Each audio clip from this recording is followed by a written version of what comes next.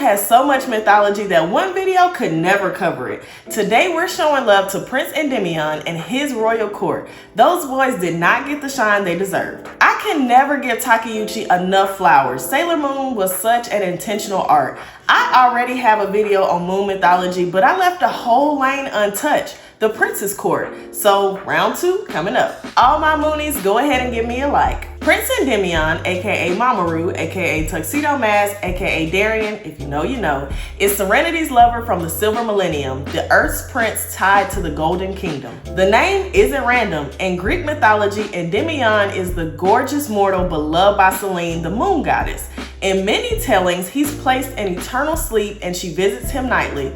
The vibes absolutely match. Now I'm going to make a few distinctions between the original anime series, the manga, and the Crystal series because it's important for context. Starting out with the manga, Endymion has 4 guardians: Jedi, Nephrite, Zoisite, and Kunzite. They are known as the Shitano, or the 4 heavenly kings. They're wary of the moon's surveillance over Earth, and after being manipulated by Queen Beryl and Metalia, they betray the prince. After they die, their presence remains in their stone, and Mamoru keeps them, and he uses it to speak to them and get guidance from them in the future. Now, in the original anime, they serve under Queen Beryl as her 4 kings. They are tasked with stealing human energy to awaken Queen Metalia and defeat the Guardians, including the princess who was unknown at the beginning. However, they did not work together as a team and are depicted as rivals for the most part. We'll come back to this. Queen Beryl is very strict and threatens their lives for failure and lets them know that they are expendable. Jedi is the first commander, and he is not shown as interacting with the other 3. After he fails at his mission, Nephrite becomes commander, and he is shown to develop feelings for Usagi's best friend Molly. He sacrifices himself to save her. What a tragic end. Zoisite and Kunzite end up being the final 2, and we all know they ultimately fail as well.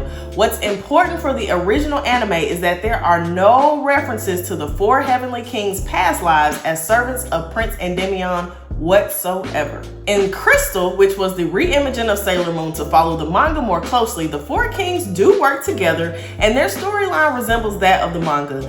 They survive longer and are not constantly insulted and threatened by Beryl. Their backstory of being Endymion's kings in the Silver Millennium is shown, and they recover those memories pretty early on in the show. They are fully released from Queen Metalia's control thanks to the Guardians, and then they're killed by Queen Metalia. After this, they still remain present in their stones and offer guidance to Endymion. Why do you think the original anime dropped this storyline for the 4 kings, and how do you feel about it? Now, the most important part is their mythology. Let's start with Endymion. In Greek mythology, Endymion was a mortal prince who was loved by the goddess Selene, the moon goddess, who visited him in his sleep. Now, as for the 4 kings, also known as the heavenly kings, also known as the Shitano, they are from Buddhist mythology. They protect the 4 corners of the world and often are associated with the seasons or directions. Now, Takeuchi layers that on top of gemstone names for each general. As you may have put together by now, they are named after stones, so let's get into those. Jedi and Nephrite are 2 forms of jade, widely associated with harmony, protection, virtue, and luck. Jade as a whole symbolizes nobility and balance in many traditions.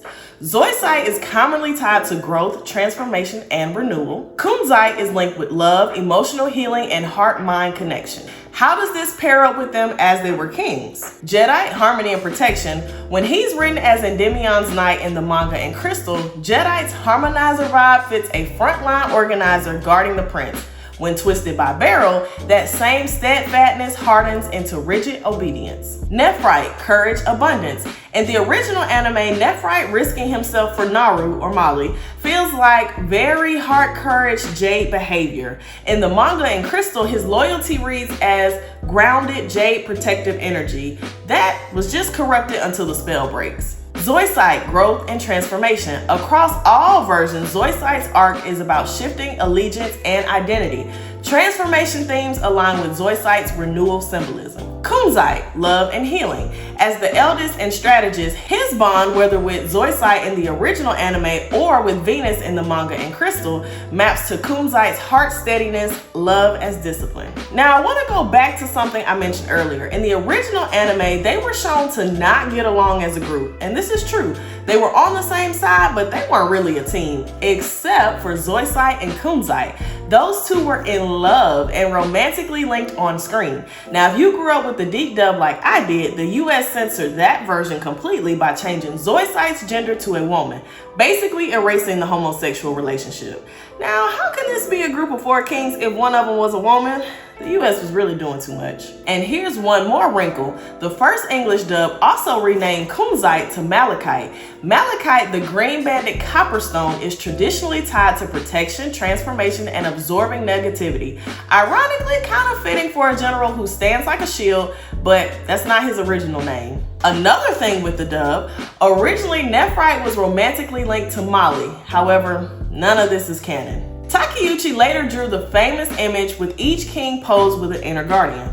Zoisite and Mercury, Jedi and Mars, Nephrite and Jupiter, Kunzite and Venus, and has said that she was thinking about their past life love stories, but she didn't fully write them in the manga. However, only Kunzite's relationship with Sailor Venus and Jedi's with Sailor Mars were explicitly canon in the manga. Now this is all rectified with Crystal, which clearly shows all of the 4 heavenly kings were romantically involved with a Sailor Guardian in their past lives. So you see, there was a lot going on that got lost in translation or changed between adaptations. In your ideal Sailor Moon, who do the 4 kings love? Me personally, I love Zoisite and Kunzite together, so I would keep that as men. And personally, how I feel about the gender change is I hated that they did that, but they censored a lot of things in the deep dub, so that's not surprising, but that was one thing that I was like, why did they change that?